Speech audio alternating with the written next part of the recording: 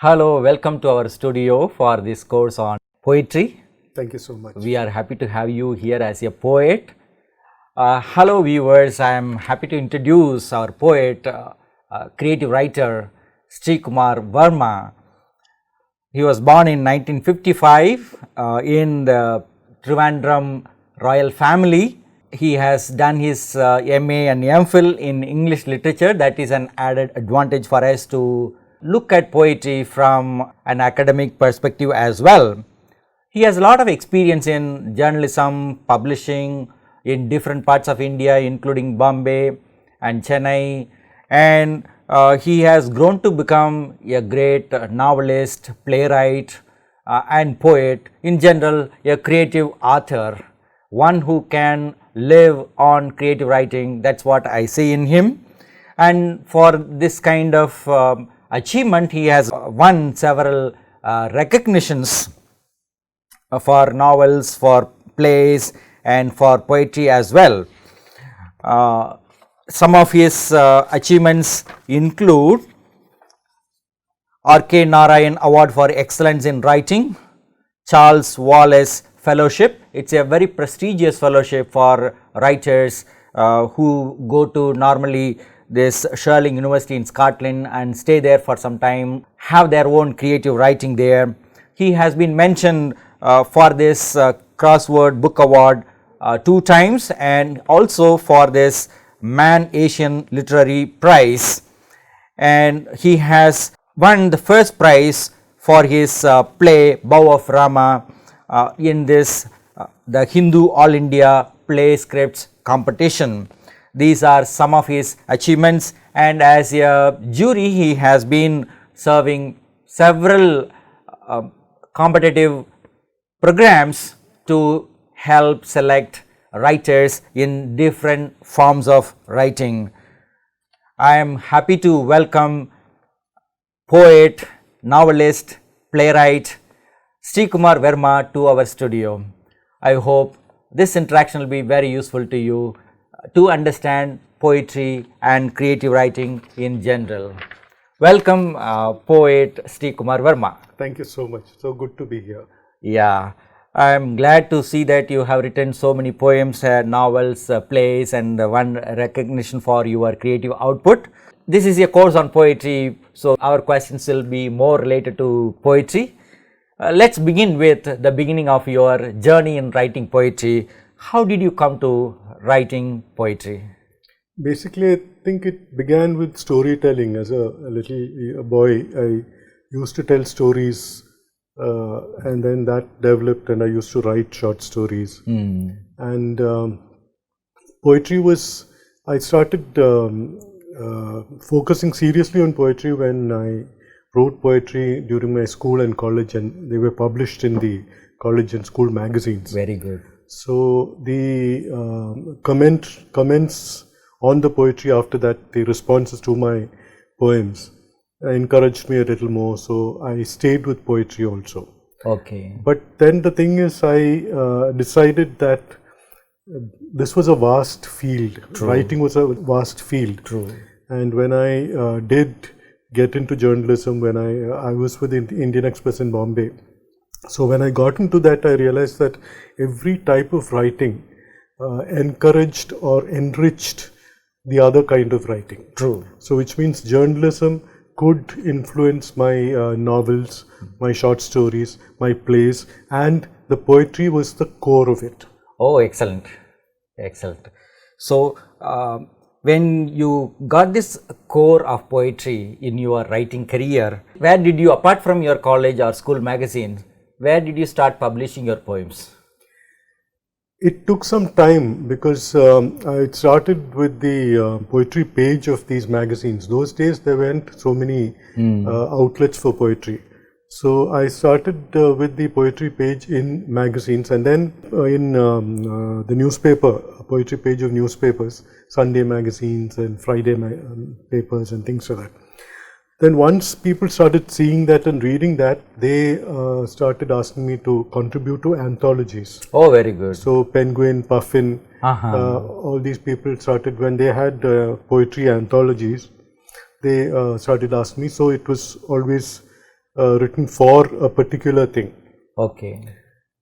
Then I started my own magazine. Oh, good. In Madras, it was briefly there, and it helped a lot of other writers as well. So there also there was an outlet for poetry. Poetry publication. Yes. Okay. Now you said about contributing to anthologies and your own volumes. No, but that is the problem. Okay, I what have is the never problem? had my own book published of poetry Okay. alone. Until I think last year, there was a book published with poetry written by me and my wife. Okay. It was called Twilight Hours. Oh. Not H-O-U-R-S, but O-U-R-S. Okay. Twilight Hours. Oh, yeah. So I had to wait till now to have my own book, and that too I'm sharing it with my wife's poetry. Oh, that's great. So I'll tell you why. Yeah. Because I remember talking to, there was a video chat with I think the USIS had arranged this. Okay. And a very big publisher Okay. who used to collaborate with Salman Rushdie.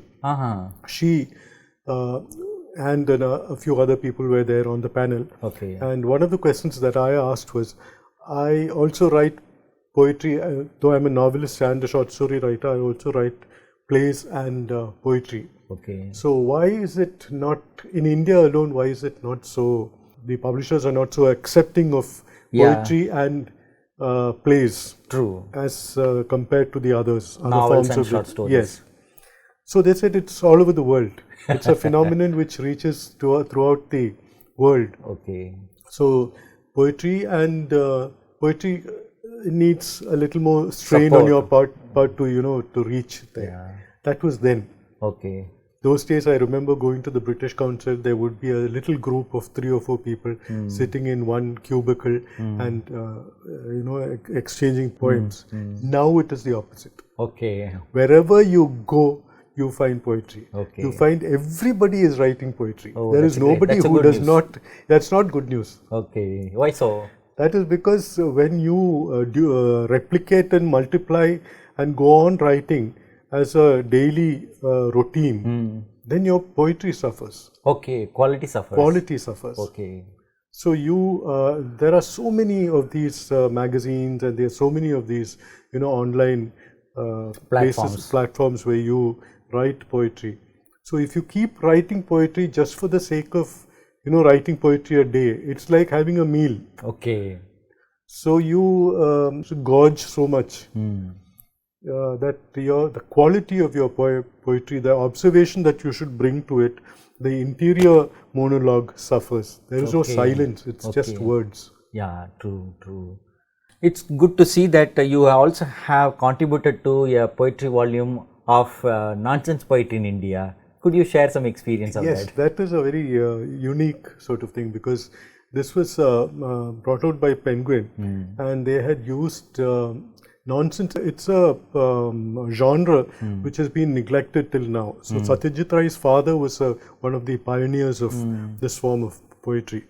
So they collected from various languages, from Malayalam, from Bengali, from all over the place, and they asked for original poems from people. So I wrote 2 poems, I think, nonsense poems. That's a very interesting thing, because even though it's called nonsense poems, there is some sort of a deeper meaning to it. There is a core, as I say, Yes. Which holds it together. You can't just write anything you want. Even nonsense requires sense to put it together. That's nicely put.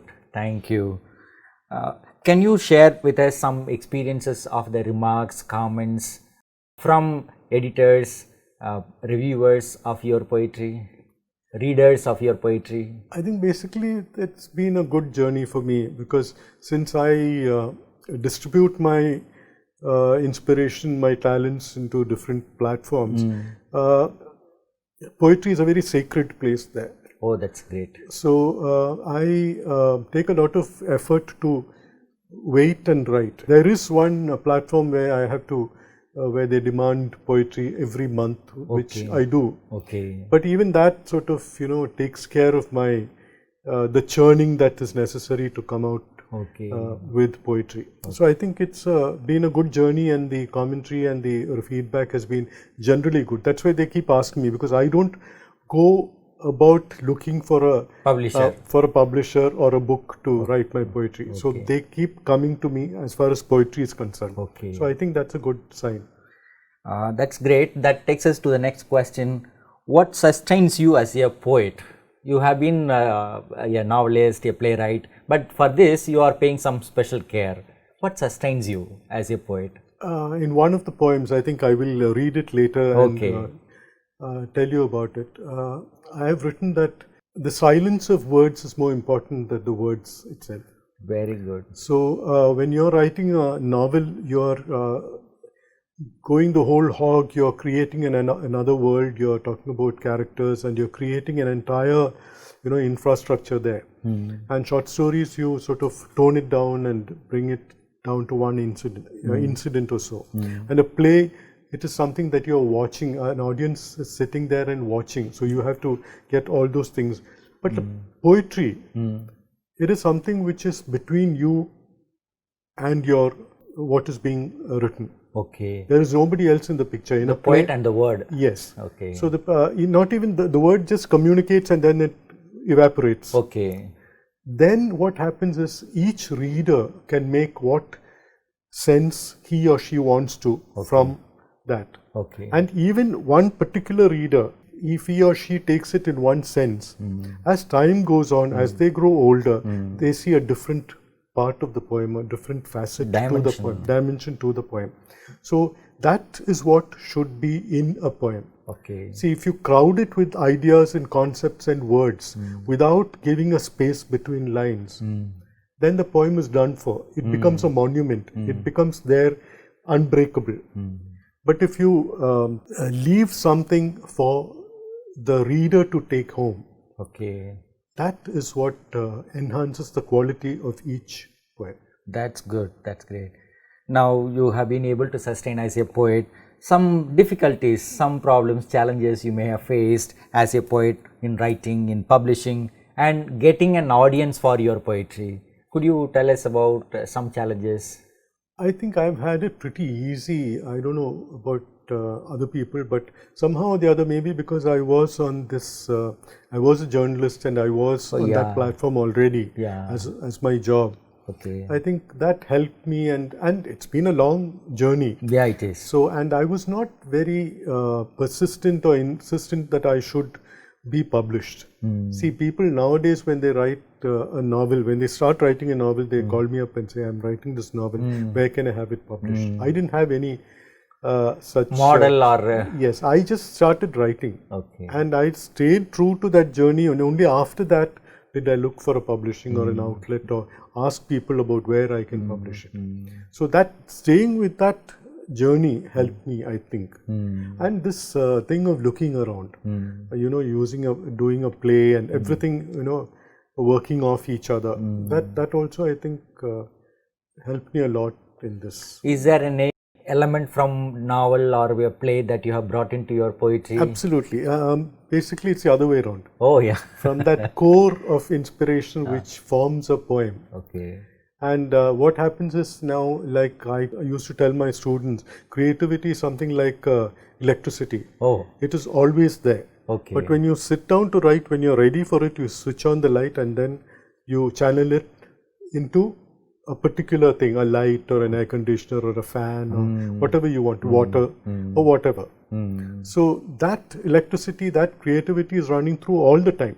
Your mind is always active, your heart is always beating. Yeah, it is. So that process is going on. But when you sit down to write, then begins the art of creation. So there are two things there. One is the writing, one is the inspiration. So I would say you divide it into two things, the heart and the art. Okay. So what comes from the art, but that need not necessarily be readable to a reader. So what you need is the art to form it. Yes. And put it in a particular frame or shape. So that the reader can also identify. Many readers can identify. True. Keeping that silence in mind. Yeah. as you said earlier, lots of people are writing poetry today. Is there any piece of tip or advice that you want to give to other upcoming poets? See, the problem is everybody is giving advices and, you know, exchanging tools and techniques and things like that. Yeah. But the thing is, you read other poets. Okay. I was also inspired by poetry, other poets, much earlier in my life, in my younger days. Okay. But you have to keep away all that when you go into serious writing, because all these people form a base, form your foundation, and then your building starts. Yes. Once that foundation is ready, and then you put your own bricks together and your own architecture together, and then you build your palaces of fantasy or whatever. That's fantastic. That takes us to the next question on the model poets that you may have had in your mind when you start writing your poems. Who are those influences? Could you tell us? I really don't remember, because I other than the poets who I was taught, Keats and Wordsworth and the usual names, whom I started out with romantic poetry, and that freshness during that young age, I think we had it much more than the people now. They are sort of in a prison. Okay. They have a phone and they have the online, the screen, and they have inputs coming in from every direction. There you go out and you explode, and nature or the world or people, you found out things for yourself. So that gave you that quality of, you know, which came straight to your heart. You didn't need a screen in between for your ideas and your thoughts and your inspiration. Okay. When you are called a poet, you have a feeling. Similarly, when you are called a novelist or a playwright, you may have some kind of feeling. What is that feeling? I call it kick or some click. Is there any feeling like that in you as a poet? That kick, the only thing is that the reader should not give that kick. No. You must feel it as a poet. Yes. No, the thing is, I think basically that what you call a kick or a click or whatever comes when you get a feedback sometimes afterwards. For example, when you're writing a novel, you're seated in a lonely place in your room and you're creating an entire world. But later, after the book has reached its audience, you hear from somewhere, maybe the internet or somebody telling you, or during a classroom interaction, somebody tells you about a scene that they appreciated. That works. As far as a play is concerned, there are no barriers. You get it instantly. When the play is done, they have produced the play and you're seated along with the audience in a darkened room. The reaction, the response is instantaneous. Yeah, it's immediate. it is. So the laughter or the silence or the claps, everything is immediate. So you know the reaction. So that is the kick. Okay. It is not the label of, see, if they recognize me and say, you're the novelist, you're the playwright, that's just a little mask like the ones which we wear nowadays. Yeah, it is a kind of identity. It's not even an identity. It's just maybe a label. Which you can take off and throw. Is it? Yes. The more you are ready to take off that label and throw it away, the more genuine you are as a writer, because I think a lot of people go around with that label and that sustains them. It is not the label that should sustain you. It is the writing. Writing makes me write more. Excellent.